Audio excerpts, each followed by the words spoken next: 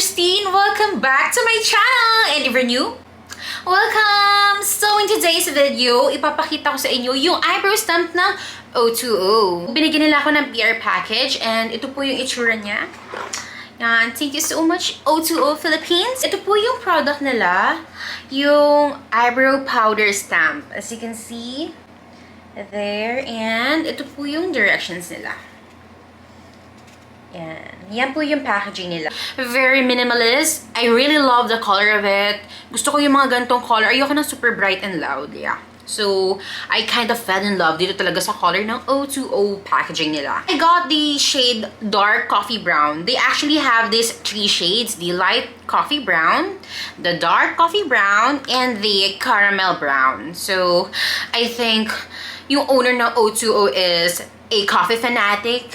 I believe kapag inopen mo, meron na siyang kasamang stencil. This.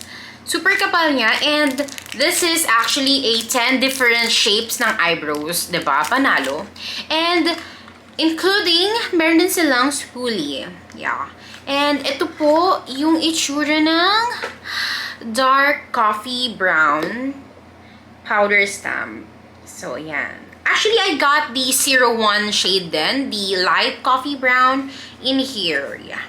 Wait a minute. Yeah, this. I also have this color light brown. Yeah.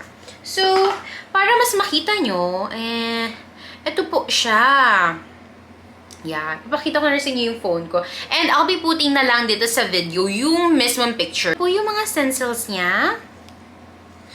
There, diba? Iba-ibang shapes. So many. Yeah. So, ayan po, diba? Pipili na lang po kayo kung alin. Meron ako ditong shape ng eyebrows. Ito. The thicker one. This one, yeah. Gusto ko yung mga arc-arc. So, ayan. Kapag tinanggal, diba? And kapag nilagay ko siya sa eyebrows ko, opak. Diba? Sukat na sukat. Perfect. Pag inopen na siya, tada! Ito po yung itsura niya. There. Yan po yung itsura niya. Diba? Very cushiony po. Yeah. Press, press. Very cushiony. So, kapag in-stamp mo siya sa skin mo, magbabump, bump, bump, bump lang siya. This is a powder, ha? Powder. So, ilalagay muna natin siya dyan. I-dip muna natin siyang mabuti. Yan. And, itatapatan natin to sa eyebrows. Here. There. Then, kapag happy na kayo sa placing ng eyebrows, I usually put lang dito sa dulo ng eyebrows ko. Kasi ayoko naman yung super dark talaga na baka magmukha akong mangkukulam, diba? So, yan. Ilalagay na natin to. Stomp, stomp, stomp. 1, 2, 3, 4. Oh, tingnan mo. Diba? Grabe, ang ganda. So, lagay ko na nga ito para pantay. Yan. So, after nyan, kapag ni-remove na natin, wala. Ayan yung wala pang eyebrow stamp ng O2O and ito po yung Wala Stick. So, kaya tayo may spoolie to make it more natural looking eyebrows. So, I have my mirror here and i-spread out lang natin siya. Very light lang and huwag masyadong heavy sa skin to make it natural and feathery. Diba? Parang, oh my gosh, ang ganda kilay mo. Natural yan? Hindi. O2O eyebrow stamp lang yan. Ganon! As you can see the difference ng eyebrows ko, diba? It really creates a natural looking eyebrows and wala pang 1 minute yun ha. Diba? It's super pretty. So, wait lang. Lagyan din natin yung kabila. Syempre, dapat pantay. I'm going to stamp it again like this. And yan. Diba?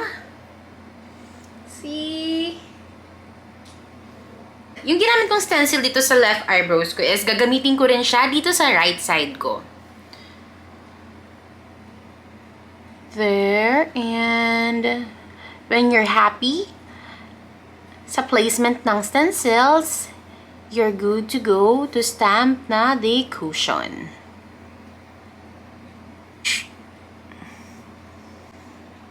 Yan na po yung itsura ng stencil natin. Ispuli na natin siya to make it more natural looking eyebrows.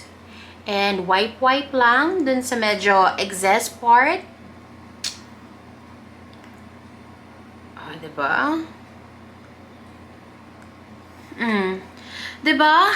It really creates a fuller eyebrows. Papadaliin niyo talaga yung buhay niyo. I really tested if this is a long-lasting eyebrows and waterproof. Meron akong ginawang video sa TikTok. So if you're interested, I'll be putting my TikTok link dito sa description box so you could check and watch the whole video. Okay?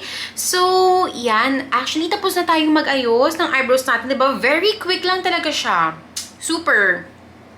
And mag-aayos lang ako ng hair. And I'll be back real quick. Okay?